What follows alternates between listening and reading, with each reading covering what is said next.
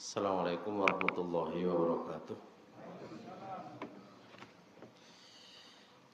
Alhamdulillah wassalatu wassalamu ala rasulillah wa ala alihi wa ashabihi wa mawala amma ba'du.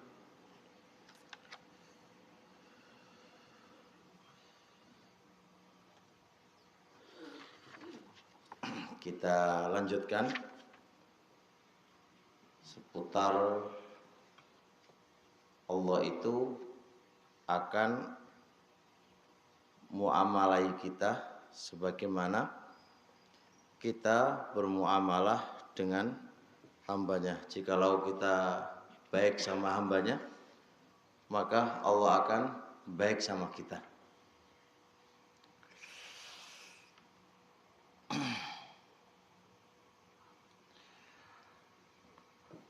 Ada sebuah kaidah lanjutan kaidah kemarin, yaitu kaidah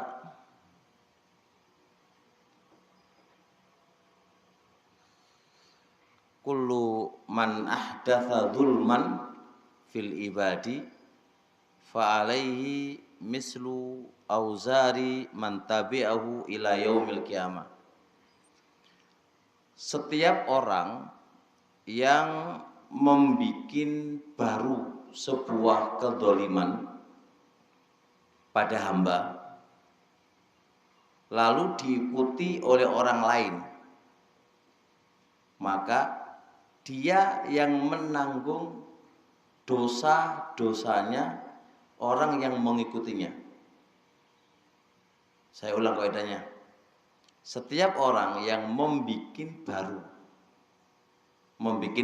sebuah kedoliman kepada hamba, lalu dicontoh oleh orang, diikuti oleh orang, maka bagi dia sudah berdosa dan menanggung dosa-dosa orang yang mengikutinya.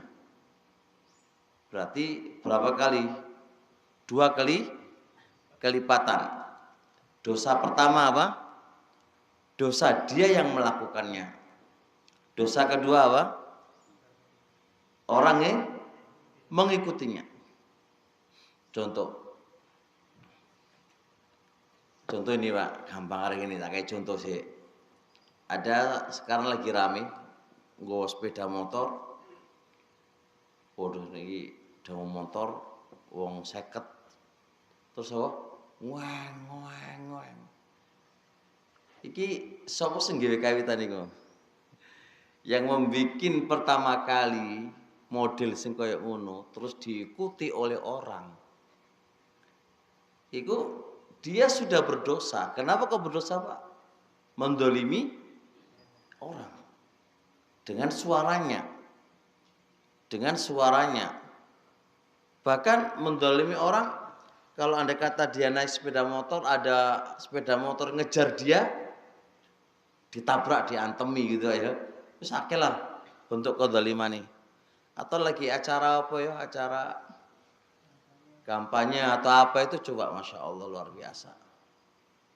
Iku dalane dudu dalan pemilik kampanye loh, iku dalane menungso iku. Diambil sendiri. Terus kalau nggak hormat sama dia, wis remuk temenan wis. Kampanye bal-balan ya ngono padha wae. Pemane bal-balane kalah ya. Wis padha ngamuk kabeh wis. Nah, ingat, pelaku pertama yang memunculkan ide dan model semisal itu wis nanggung dosa sak pira. Contoh lagi, mengusulkan, membikin kedzaliman baru.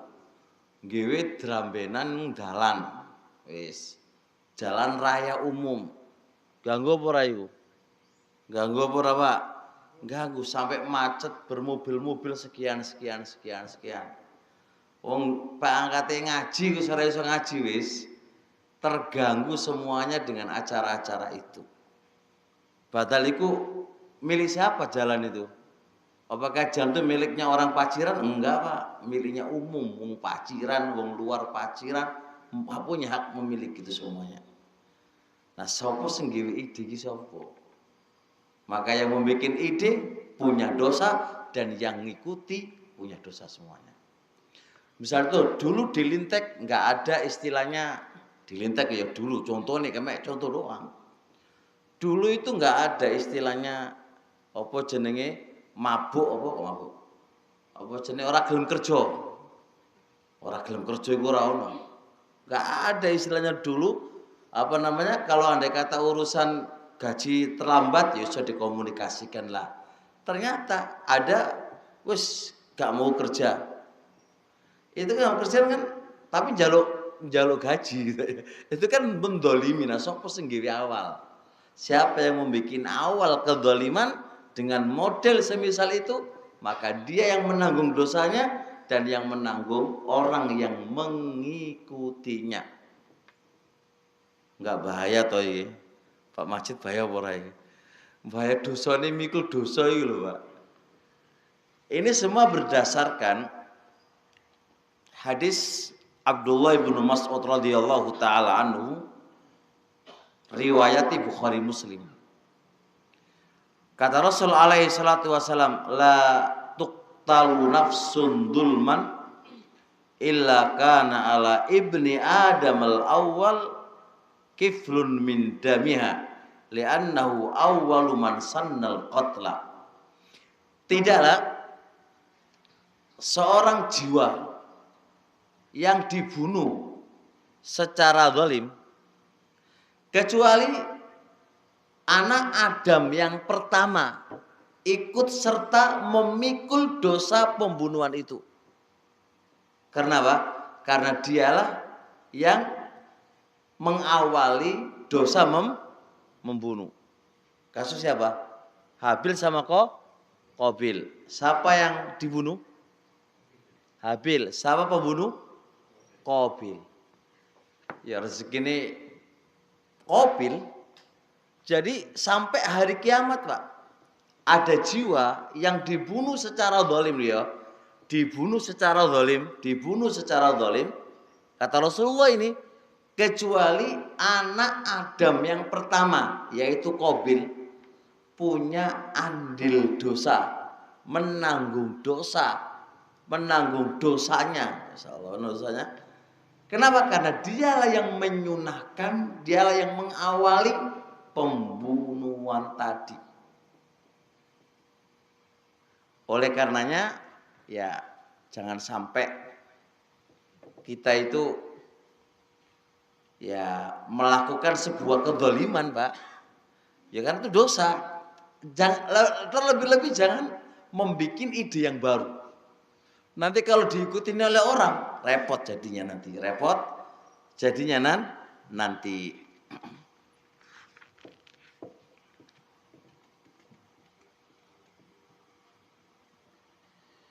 Terusnya, sama saja kalau siapa aja orangnya yang mengawali perbuatan baik, ya dia dapat pahala, Pak. Pahala dan pahala yang mengikutinya. Jadi kalau Anda kata di Lintek dulu awalnya gono kajian lah. Sopo sing ngawali dulu? Pak Hakim kayaknya dia. Pak Hakim datang ke rumah kan dengan perantara ya sih kita sedang ngobrol sama Pak Nurul sih, cuma Pak Hakim yang ngawali, pencetus awal. Terus sekarang Pak Syarif mulai lagi. Iki Pak Hakim ya oleh, ganjaran itu oleh. Padahal dia tinggal tidur di rumah aja itu. Wah enak banget. Makanya mengawali kebaikan Pak.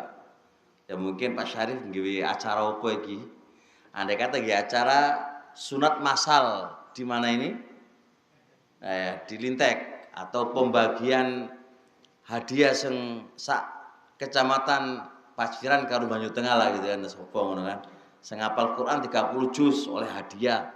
Mengawali terus diikuti oleh orang-orang setelahnya. Iku oleh pahala. Ide-ide ngono oleh pahala. Oleh pahala. Kaidah yang kedua.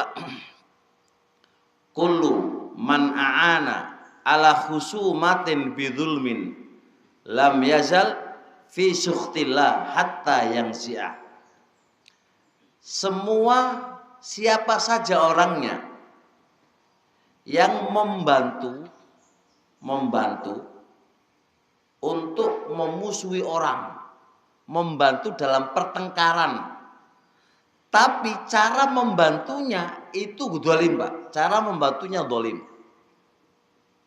Maka orang tadi akan selalu dimurkai oleh Allah.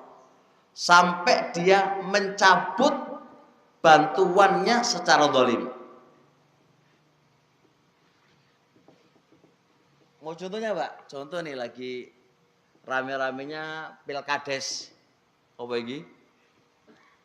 Apa jenengannya? Pemilihan kades.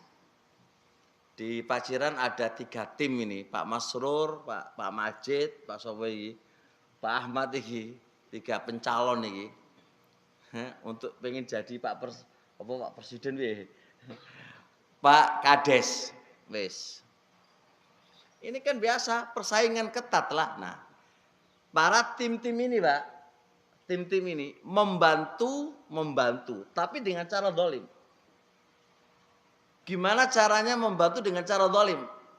Lawannya dihabisin dengan dibikin fitnah. Oh, jomelok Pak Majid itu gini. Jari ini. Nah, tim itu model kayak ngono itu, Pak. Itu membantu dalam suatu masalah, tapi dengan cara apa? Kedoliman. Maka cabutan itu. Bantuanmu itu cabutan, baik ide atau perbuatan. Sebab Anda itu dalam posisi dimurkai oleh Allah Subhanahu wa taala. Bantulah, tapi dengan cara apa? Yang sehat, jangan dengan cara mendolimi orang. Gitu loh, Pak. Tapi sekarang enggak, karena kekuasaan itu menjadikan butanya hati seseorang. Kok bisa buta hati? Bayangkan, Pak, gaji kepala desa itu piro sih? Monggo gajine karo Pak Sarif ngono ya lho, akeh Pak Sarif ya. Gajine karo gajine siapa? Pak Ahmad lho piye kan kalau nilai gaji kan enggak terlalu tinggi toh. Tapi ambisinya sampai dodolan opo wae didol, Pak. Terus gimana aturan mainnya kayak gitu? Sempetin menang aku. Dengan cara yang licik pun sempetin aku menang. Lah kan enggak sehat, Pak. Cara kayak gitu. Nah, yang kita permasalahkan yang membantu tim suksesnya itu loh. Membantu seseorang supaya menang. Tapi dengan cara ngedolimin orang, Pak. Dengan cara ngedolimin orang. Maka dia selalu akan dibenci, dimurkai oleh Allah. Sampai dia cabut bantuannya tadi. Nah, pas ngurus mati harus Pak coba ya. Nah, sapa sing megang megang apa ini? Megang ajal. Orang sing megang ajal. Kematian dipegang oleh Allah, Pak. Nah, gak mumet urusan itu. Kata Rasul alaihi salatu wasalam, "Wa man khasama fi batilin wa huwa ya'lam lam yazal fi sukhtillahi hatta yang siap." Barang siapa yang khasama bermusuhan Pak, tapi caranya licik. Tapi pakai cara licik. Berdebat pakai cara licik. Rebutan tanah tapi pakai cara yang licik. Lagi podo pencalonan tapi pakai cara yang licik. Maka sedangkan dia tahu kalau itu perbuatan gak benar, tapi terus dia lakukan, maka dia akan selalu dimurkai oleh Allah sampai dia mencabut perbuatannya. Maka kaum muslimin, ini hadis Nabi alaihi salatu wasalam. Hendaknya kita ya berhati-hati, dan ini enggak terjadi pada antum aja, para ustadz juga. Para ustadz berdebat antara ustadz satu dengan ustadz yang lain. Pengen menjatuhkan, Pak. Tapi dengan cara licik. Mendatangkan data-data yang enggak benar. Berapa orang yang enggak suka dengan Wahabi, taruh sekarang Wahabi, Pak ya. Wahabi ku apa ya radong lah. Tapi nggawe data. Data itu dari mana? Datanya ngawur Pak, licik banget untuk menjatuhkan lawannya dengan menggunakan data-data yang nggak benar. Maka ingat Pak, selalu dia akan dimurkai oleh Allah sampai dia cabut dan tobat.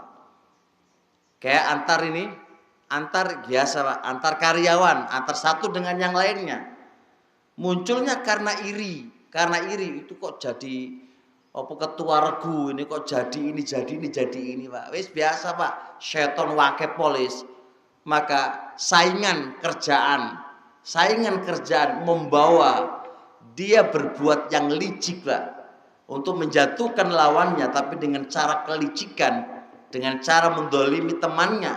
Maka ingat, perbuatan kamu itu akan dimurkai oleh Allah. Anda akan dimurkai oleh Allah sampai Anda tobat dan mencabut perbuatan kelicikanmu itu. Pun bisa dipahami itu? Pak Majid tuh bertanya kayaknya ini. Nggih.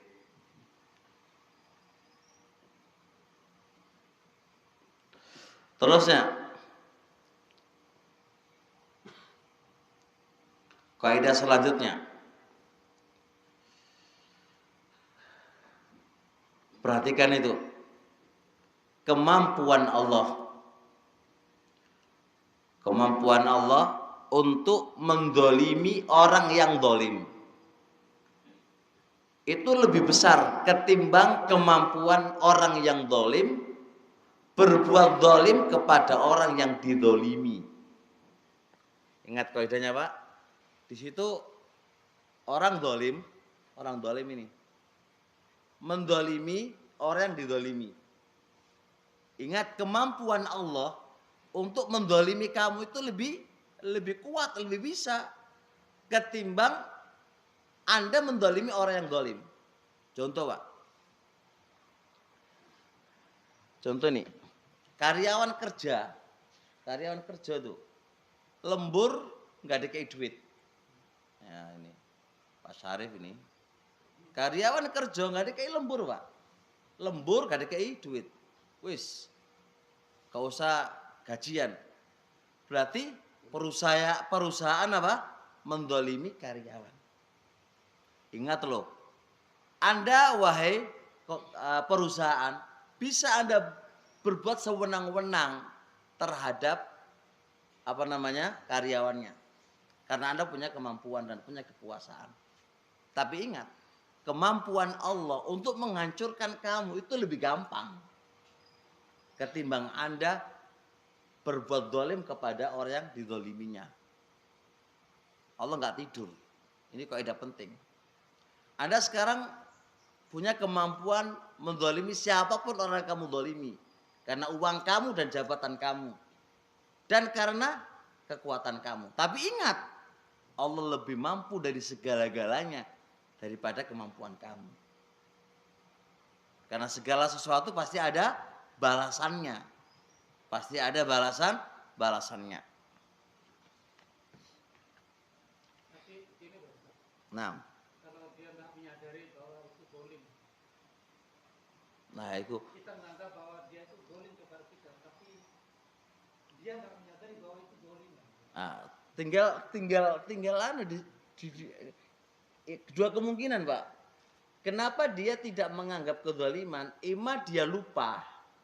Misal contoh, Anda ngelembur, tapi pihak perusahaan itu nggak ngerti kalau Anda itu ngelembur. Terus Anda ngomong perusahaan dolim mana? Anda nggak dolim kalian gitu kan? Itu gaji saya nggak kamu gaji. Kapan kamu kerja? Nah ini kan beda lagi babnya. Artinya dia ngerti kalau dia berbuat dolim, tapi tetap dia berbuat yang demikian, itu maksudnya. Tapi kalau dia nggak ngerti, beda lagi babnya, babnya. Makanya Nabi alaihissalatu ini Pak Nabi Pak, sebelum beliau wafat, beliau kumpulkan para sahabat itu. Siapa yang pernah saya pukul, sekarang pukullah saya. Siapa yang pernah ku ambil hartanya, sekarang ambillah hartaku. Siapa yang pernah ku caci maki, sekarang caci makilah aku Pak. Karena urusan kezaliman ini panjang. panjang, Pak. Tidak sekedar hanya selesai di dunia, tidak. Tapi dia akan berkepanjangan sampai besok di hari kiamat. Bahaya loh. Ada sebuah hadis rawahu Muslim dari Abi Mas'ud Al-Badri radhiyallahu taala anhu. Kata Abu Mas'ud Al-Badri, kuntu adribu gulaman li bisauti. Kata Abu Mas'ud, saya selalu memukul budakku, pelayanku, mukul Pak, dengan cemeti, dengan pecut. Jadi Abu Mas'ud Al-Badri itu punya budak, punya karyawan, punya pembantu. Itu selalu dipecuti ya Pak. Ngerti pecut apa Pak? Apa pecut itu apa? Dicambuk ya. Nah, fasami itu min khalfi sautan. Lalu aku mendengar suara dari belakangku. Apa suara itu katanya? I'lam Aba Mas'udin. Ketahuilah wahai Abu Mas'ud. Lillahi aqdaru alaika minka alaih. Allah itu punya kemampuan untuk membalas kepada kamu itu lebih besar ketimbang kemampuan Anda kepada budakmu. Itu nas Rasulullah, Pak. Jadi Allah itu lebih mampu membalaskan kepada kamu ketimbang kamu mendolimi, kemampuan kamu mendolimi kepada budak-budakmu itu. Faltafattu, lalu aku menoleh. Fa idza huwa Rasulullah, maka tiba-tiba yang ngomong itu adalah Rasulullah. Fakultu ya Rasulullah, maka aku berkata wahai Rasulullah, huwa khurrun liwajhillah, katanya. Aku tobat wahai Rasul. Bentuk tobatku apa? Ini budak tak merdekakan. Ini budak tak merdekakan. Karena wajahnya Allah Subhanahu wa taala. Coba lihat tobatnya sahabat, Pak. Kalau ngerti ngono, Pak, langsung tobat, terus sesuatu itu disodakokan di jalan Allah. Monggo ade kata ngene ngono piye? Sampeyan gawe HP. Terus HP niku tiba-tiba digawe ndelok film sing orang genah. Terus dikandani. Tobat ente salah. Astagfirullah. Iya, wis tak dol HP ku, tak sodakokan di jalan Allah. Kira ono sing ngono ora ya? Ono sing ngono ora? Gak ono Pak ya. Pemane HP sing rego apa? Rego larang ya, rego larang. Waduh, ora iki wis. Nah, sahabat dulu ngono loh, Pak. Jadi dia merasa bersalah dan berbuat dosa, Pak. Maka dia merdekakan di jalan Allah untuk menebus dosa-dosa yang dia lakukan, bayangkan. Kita jangankan tobat, wong berbuat salah aja nggak merasa salah gitu loh. Wis ngerti salah itu nggak merasa itu kesalahan, biasa aja. Itu kita, kok kita nggak mau mati, kayak kita nggak mati gitu loh, nggak ada hisab. Setelah ini, kesimpulan Mbak Barakallahu Fik, wahai orang yang berbuat zalim. Wahai orang yang berbuat zalim. Baik Anda itu zalim ke kucing, zalim ke anak buah, zalim ke istri, zalim ke anak. Ingat. Allah itu maha mampu untuk menzalimi Anda. Ingat itu. Gampang bagi Allah untuk menzalimi Anda itu gampang. Gampang, Pak. Tiba-tiba sampean ku nggo sepeda motor mari nubruk ya kena wae. Gampang bagi Allah menzalimi Anda itu gampang. Maka fattaqullah, takwalah kepada Allah. Begitu pula karyawan. Karyawan kalau kerja enggak ngena kerjoni. Tapi njaluk gaji utuh. Itu juga dzalimi perusahaan. Ingat loh ya. Allah punya kemampuan untuk mendolimi jenengan. Gampang Pak Allah mendolimi jenengan gampang bagi Allah. Makanya supaya kita nggak saling mendolimi perusahaan, yo hati-hati. Allah gampang menghancurkan semalam gak ya semalam Pak. 1 menit ini lo besi-besi hancur kabeh melayu nang laut gampang bagi Allah Pak, nggak ada susah bagi Allah. Hati-hati. Pihak perusahaan ya orang oleh dolimi kepada karyawan dan karyawan juga nggak boleh apa? Dolimi kepada perusahaan. Sama-sama nggak mendolimi, insya Allah berkah suatu perusahaan tadi. Tapi kalau podo dolimi, karo-karone dolimi, ora berkah Pak. Makanya sampaikan mundurnya atau tidak adanya apa itu kerjaan di suatu perusahaan. Ayo sama-sama muhasabah. Karyawannya ya muhasabah Pak. Dosa apa yang saya lakukan kepada perusahaan. Begitu juga perusahaan harus muhasabah. Muhasabah atas perbuatannya dia kepada perusahaan. Yang pertama kali kepada karyawannya. Hisab, ayo dihisab. Ayo diseleksi, ayo diteliti. Dosa apa yang kau lakukan kepada mereka. Saling muhasabah, insya Allah akan ada keberkahan. Akan ada keberkahan. Bisa dipahami Pak nggih? Masya Allah. Tapi siapa yang punya pertanyaan monggo.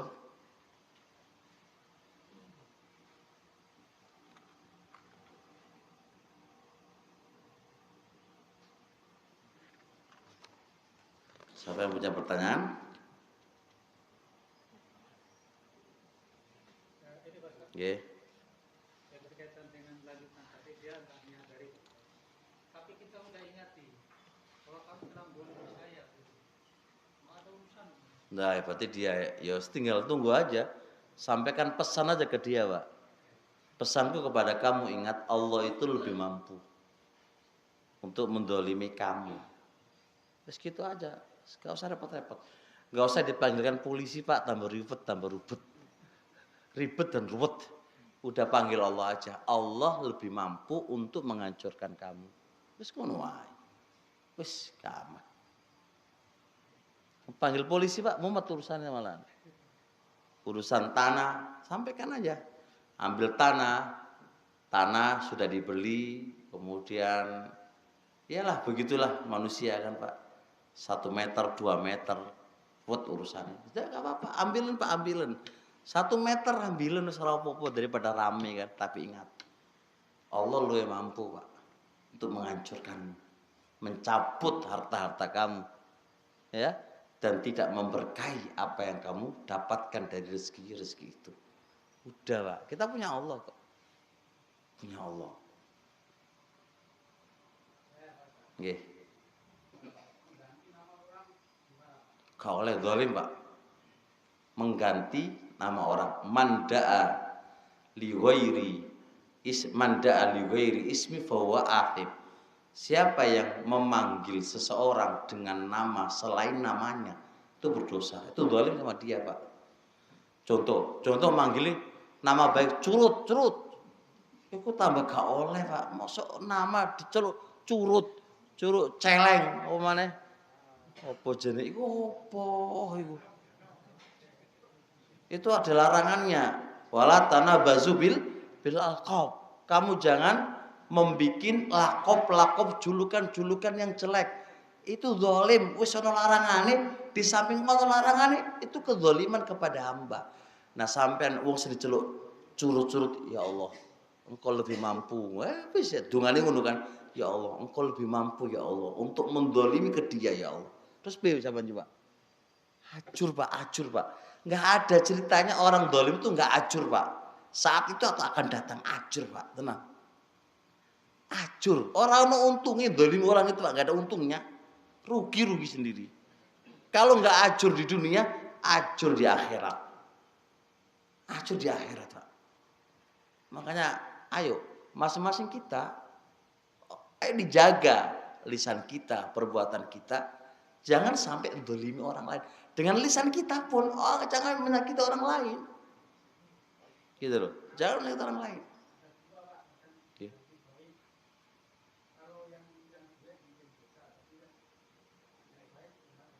Kalau ganti orang dengan nama yang baik, nggak mesti nama baik itu dia suka Pak.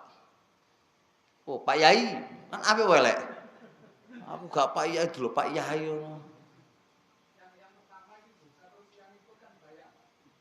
Nah itu yang ikuti itu tambah oleh dosa itu kan. Jadi dia berbuat dosa terus yang ikuti ya nembeli dosa terus. Jadi yang memulai tadi wis nanggung dosa terus. Wis. Kalau seneng nggak apa-apa. Tapi tanyain dulu, seneng nggak kamu dipanggil curut gitu. Saya punya santri itu, Pak. Dari Tuban, namanya Muhammad. Muhammad kan akeh, Pak. Karena akeh, dia dijuluki Muhammad Kentut gitu, Pak. Jadi kalau kita cari ke Tuban, manggil cari Muhammad nggak ketemu, Pak. Tapi kalau Kentut itu adalah ketemu semuanya. Tahu semuanya kalau Muhammad itu dia, Pak. Aku nanya, awakmu diceluk Kentut itu pada dasarnya seneng apa ora? Ya enggak lah Ustaz. Lho Pak, wis masyhur lho Pak, tapi dia enggak seneng, bayangkan. Ya aku sepuron, aku ora ngerti. Aku ndeleki awakmu iku, aku kiai ini Pak, tapi aku sepuro Pak, aku jadi salah. Ndolimi dia. Setelah itu saya enggak lagi manggil Muhammad Kentut. Muhammad Bon. Pokoknya kalau saya ditanya Muhammad yang mana, saya sifatkan wong ini gini. Berusaha tidak menyebut kata kentut karena dia nggak mau disebut kentut itu. No, jadi kadang orang tuh nggak setuju, Pak, nggak mau wong nama baik dibilang kentut itu piye gitu kan. Ini biasa pesisir biasa ini guyonan ini luar biasa loh itu. Sebagian besar di Hah? pikirannya itu. Iya, hati-hati loh Pak, hati-hati Pak. Sing dengar yang ngaji hari ini Pak. Ojo nggawe melarat awake dhewe-dhewe Pak. Jogon lisanmu. Tenan itu.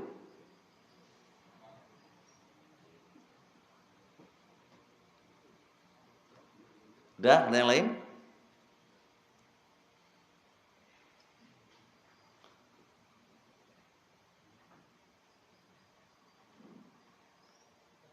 Gak ada lagi Pak? Aman Pak? Kok menengah ya Pak? Nggih menengah ya.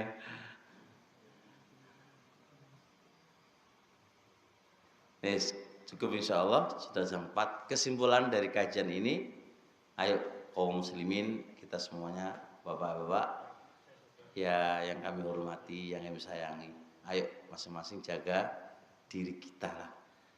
Jaga diri kita, jangan sampai apa itu ya mendolimi diri kita lah. Itu sedangkan Anda itu mendolimi orang lain itu sebenarnya sama saja mendolimi diri sendiri. Siapa sih yang nggak sayang dengan dirinya? Kalau Anda sayang dengan dirinya, jaga diri kamu, jangan sampai mendolimi orang lain. Karena mendolimi orang lain itu sama saja mendolimi dirimu sendiri. Bahkan lebih parah ketimbang perbuatan kamu kepada orang lain tadi. Karena ada Allah yang akan mengadakan perhitungan, ada Allah yang akan mengadakan perhitungan. Paham nggih? Makanya kalau tonggo hati-hati Pak, mobil sampean, sepeda motor sampean, barangkali ganggu tonggo. Sering-seringlah ke tonggo minta maaf, karena kadang-kadang kita nggak sadar. Ada tonggo melaku, no mobil sampai di depan rumah, merasa terganggu. Ya lu sepuro, ono sepeda motor, kan aslinya kan hukum asal, parkir di jalan kok ora oleh Pak. Gak oleh loh. Itu di fikih ada itu. Soalnya itu milik umum, orang kok kanggo parkiran. Lha kok sampean parkir nek kono ora oleh asline. Makanya kalau nggawe omah, ojo kok di PKB tanahe kanggo omah. Orang genah iku.